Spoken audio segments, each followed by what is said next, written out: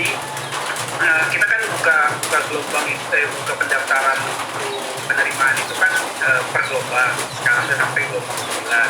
Nah, mungkin biasanya kalau kenapa dia gagal berkali-kali, mungkin ada banyak faktornya.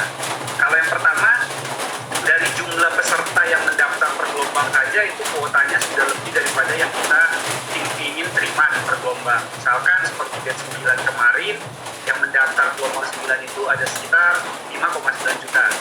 Sementara yang harus kita terima itu mungkin hanya sekitar, ya yang kita terima di batch 9 hanya 800.000.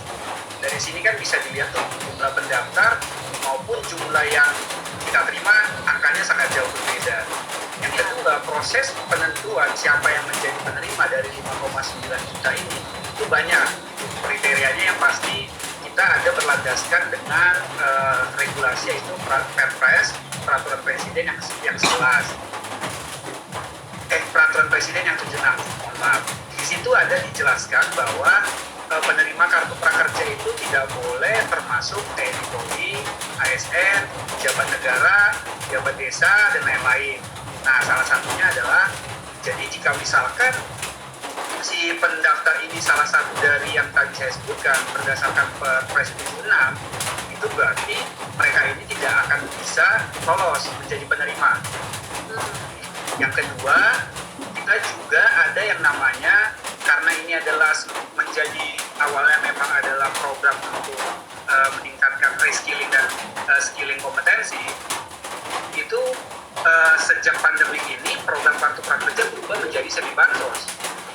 Nah, berubah menjadi semi bansos, maka semua peserta-peserta yang data mereka sudah terdaftar di Kemensos sebagai penerima bansos, baik itu BLT, PKH, dan lain-lain, maka mereka tidak akan pernah lolos untuk menjadi penerima kartu prakerja. Kenapa? Karena di Permenko 11 sudah ditetapkan bahwa penerima bansos di saat pandemi seperti ini tidak akan mendapat kartu prakerja. Kemudian kita kan ada juga nih untuk yang program pemulihan ekonomi, yaitu bantuan upah. Nah, jika peserta-peserta yang mendaftar ini sudah mendapatkan bantuan upah tadi, itu juga tidak akan bisa lolos menjadi penerima kartu prakerja. Oke, nah, jadi biar nggak ada tumpang tindih gitu ya Pak ya? Betul Bu, duit negara kita kan nggak banyak, jadi bagi-bagi duitnya dibatasin dulu. Nah, yang untuk bantuan upah ini itu sebenarnya itu sesuai dengan arahan komite dari kartu prakerja. Kira-kira seperti itu. Jadi jika semua peserta itu tidak ada bagian dari 3 kriteria tadi, dari yang bantuan bansos maupun yang tadi dari Perpres, yaitu TNI Polri, ASN, pejabat negara, anggota DPRD, dan lain-lain, nah itu tidak akan pernah lolos menjadi penerima kartu prakerja. Nah, yang kemudian setelah mereka kita filter berdasarkan yang tadi, barulah kita lakukan yang namanya proses randomisasi. Nah, di proses randomisasi ini juga kan ada kemungkinan besar banyak peserta yang akan gagal. Kenapa? Ya karena tadi jumlah pendaftar dengan jumlah yang akan diterima itu angkanya sangat besar. Jadi mungkin, dan ini kan programnya hanya dapat satu kali buat satu peserta gitu. Jadi kalau misalkan sudah dapat, tahun depan dia tidak mungkin akan dapat lagi. Jadi buat teman-teman yang belum mendapatkan kartu prakerja tapi sudah ikut nih dari batch 1 sampai 9, nah nanti mungkin bisa mencoba lagi di batch 10. Kalau misalkan belum dapat, berarti kita akan mencoba lagi di kartu prakerja yang tahun depan. Kira-kira seperti itu. Oke, nah kan ada juga yang misalnya harusnya sudah terima insentif atau misalnya dalam proses gitu, insentif Anda dalam proses misalnya. Nah ini atau misalnya ada keterangan gagal gitu. Masalahnya apa Pak Eki? Oke, pertama tadi kan Bu Popi juga udah menjelaskan tuh di awal syarat-syarat untuk mendapatkan insentif itu harus mengisi rating, menyelesaikan pelatihan, mengisi rating dan ulasan tentang pelatihan yang diikuti, kemudian mentautkan rekening ataupun e-walletnya itu sekarang ada 3, saat ini baru ada 3, yaitu Link Aja, OVO, dan GoPay. Ya. Nah, biasanya jadi kalau misalkan status insentifnya ada dalam proses, itu adalah di mana tim prakerja itu sudah melakukan yang namanya proses reconcile, sudah mendapatkan laporan dari digital platform bahwa peserta ini sudah menyelesaikan pelatihan, sudah dapat sertifikat. Nah, jadi status dari dalam proses itu adalah lagi diproses untuk pencairan dananya. Kita akan memberikan dana ini ke rekening e-walletnya si peserta masing-masing. Kalau tiba-tiba status gagal, nah ini yang bermasalah.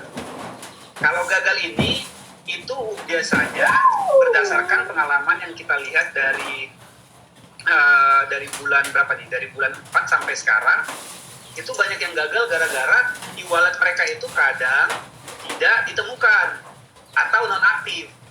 Jadi, sekali lagi, kalau misalkan teman-teman menggunakan e-wallet, link aja GoPay atau OVO, itu pastikan e-walletnya selalu aktif. Jangan diganti gitu.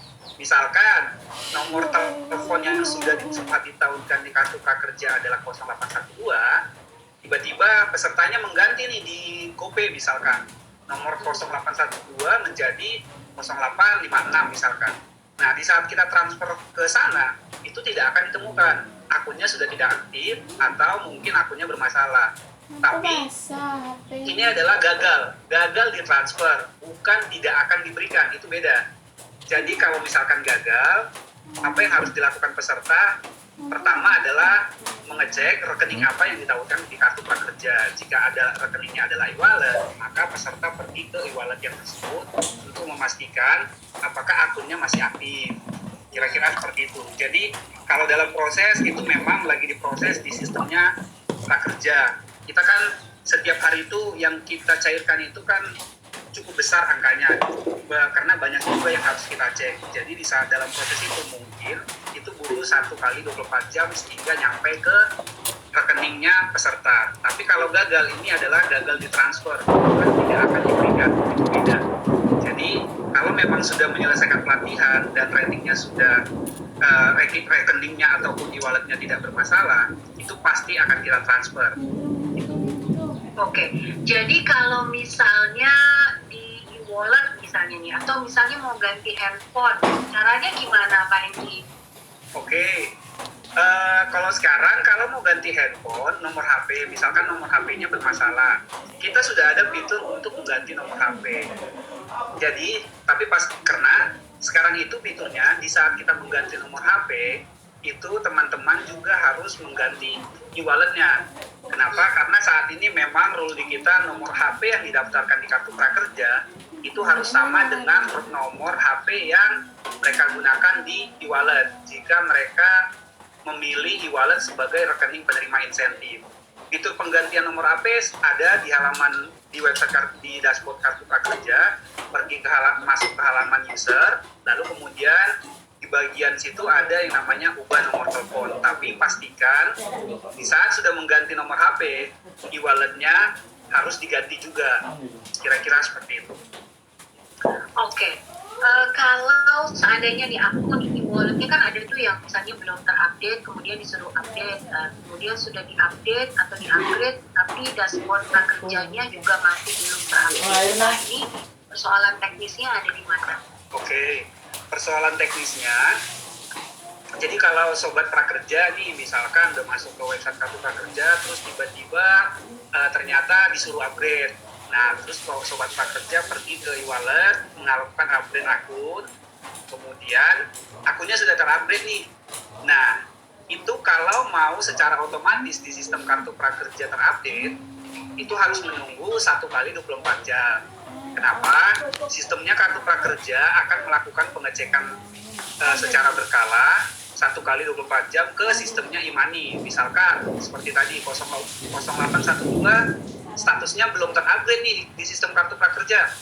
Lalu si peserta ini sudah melakukan upgrade. Nah, kita akan melakukan pengecekan untuk nomor telepon tersebut di malam hari. Kira-kira mungkin itu subuh-subuh gitu. Sistem kita akan mengecek ke sistemnya e-money. Apakah nomor telepon 0812 ini sudah di-upgrade.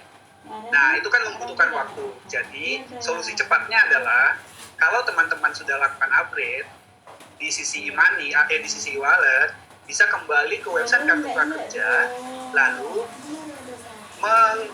meremove e-walletnya, kemudian mentautkan ulang. Kira-kira seperti itu. Jadi kalau misalkan sudah di-update, kembali lagi ke website Kartu Prakerja, di remove e-walletnya, kemudian tautkan ulang lagi nomor e-wallet tersebut, sehingga statusnya akan terupdate. Tapi kalau memang tidak mau melakukan itu, 1 kali 24 jam. Kira-kira seperti itu, Pak Bobi. Baik, ini kan mungkin supaya tidak banyak sobat prakerja juga yang berpikir bahwa kok serapannya lama ya, kok serapan dana pemulihan ekonomi nasional lama atau serapan kartu prakerjanya juga lama. Pak Hengki, mungkin ini bisa membuka mata kawan-kawan atau sobat kartu prakerja sendiri tentang alur bagaimana akhirnya dana ini bisa sampai ke tangan mereka langsung.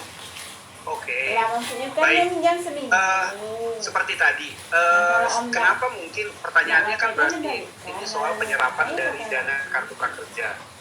Kalau dilihat dari penyerapannya kan, penyerapan satu yang pasti adalah kartu prakerja itu penerimaannya adalah bergelombang setiap minggu. Seperti sekarang adalah batch 9 gitu. Terus itu pasti tidak langsung kita terima di depan. Dari total sampai 5 dari batch 9 ini ada sekitar sudah 5.480.000 sekian yang menerima ditetapkan menjadi peserta kartu prakerja. Dari 5.480.000 ini mereka tidak langsung kita transferkan insentifnya. Nah, seperti tadi dijelaskan, mereka harus membelikan pelatihan dulu gitu.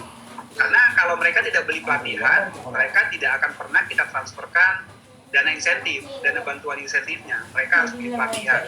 Yang membelikan pelatihan ini kan ada di sisi user gitu. Jadi kalau pesertanya tidak beli, ya dananya nggak akan terserap juga gitu. Yang kedua itu, di saat mereka beli juga mereka harus menyelesaikan gitu. Kadang ada juga beberapa peserta mungkin dia mau belinya hari ini, menyelesaikannya mungkin 3 hari atau 4 hari lagi. Sehingga kan itu pasti dari sisi penyerapannya pasti juga akan lama. Kenapa? Karena dia akan menyelesaikan lama, sehingga dana yang kita transferkan untuk insentif 600.000 selama 4 kali itu pun akan lama gitu.